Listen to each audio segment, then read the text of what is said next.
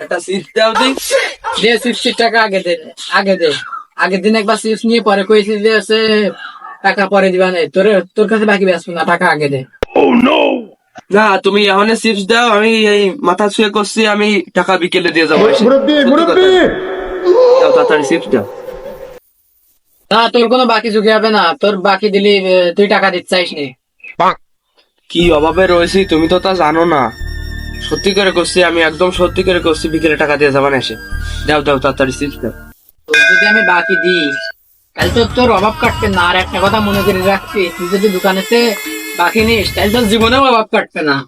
বিশ্বাস না হয় প্রত্যেক দোকানদারের কাছে শুনগে। শালা কথা টুক কইলো কি এ অভাব আমার সন্ধ্যার সময় কাটে যাবেন, তুমি নিয়ে এনে দি।